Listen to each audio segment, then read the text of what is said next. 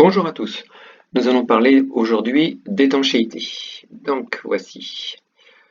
Donc comme vous le savez, l'air contient de la poussière, mais également de l'humidité ou de la vapeur d'eau. Et donc il y a des systèmes qui ne vont pas tolérer cette agression, soit d'humidité, soit de l'air. Donc on va essayer de protéger le système en interdisant le passage des particules.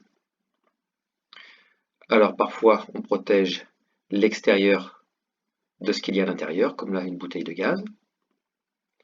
Alors on dit qu'une enceinte est parfaitement étanche si aucune quantité de fluide qui est contenue ne peut en sortir, mais aussi aucune particule ou fluide ne peut y rentrer. Les conditions d'étanchéité, eh bien, elles changent suivant différents critères.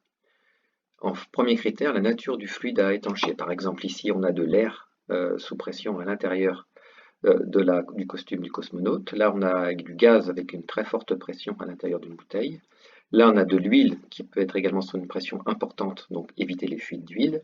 Et là, par exemple, on a une treilleuse de lait, et donc là, il faut éviter que le lait ne sorte de la treilleuse. Mais joue également la température. C'est un critère important quand on va définir une étanchéité. Par exemple, ici, on a une sorte d'alambic avec des températures importantes, avec des vapeurs. Donc, il faut éviter que les vapeurs ne sortent.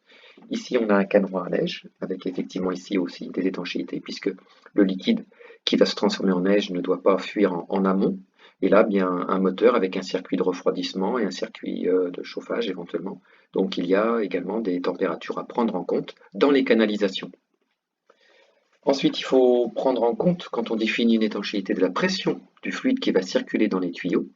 Plus la pression est importante à l'intérieur des tuyaux, plus les solutions d'étanchéité devront être performantes et compliquées et chères.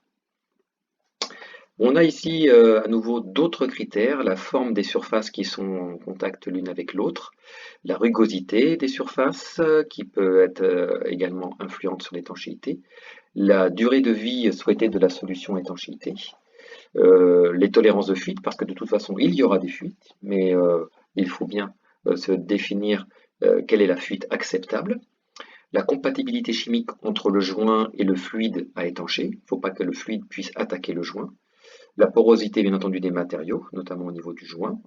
Ensuite, la simplicité de la conception, c'est très important.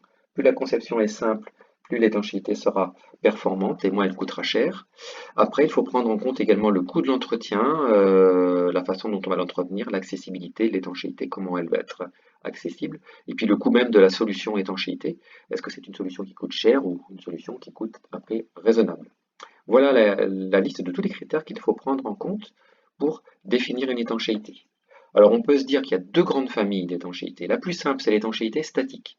C'est-à-dire qu'on a là une étanchéité entre deux pièces sans mouvement entre elles. Par exemple, un joint de culasse. Là, ça, c'est une étanchéité statique. Et puis, il y a une étanchéité dynamique. Alors ça, c'est une autre famille d'étanchéité entre deux pièces qui ont un mouvement relatif de rotation ou de translation l'une par rapport à l'autre. Par exemple, une tige de vérin qui sort du corps du vérin. Il faut, malgré tout, assurer une étanchéité entre deux pièces qui bougent l'une par rapport à l'autre. Voilà, donc maintenant, je vais vous demander de me remplir un petit document sur une feuille de papier A4. Vous allez inscrire en bas en majuscule votre nom, prénom, classe, et puis notez également le nom du document, qui est un document qui va s'appeler S115 vidéo étanchéité. Et puis vous allez répondre par écrit en notant simplement le numéro des questions avant de répondre. Voici les trois questions. Alors, question numéro 1. Quelles sont les deux conditions nécessaires pour affirmer qu'une enceinte est parfaitement étanche? Question numéro 2. Quels sont les critères à prendre en compte pour définir une étanchéité?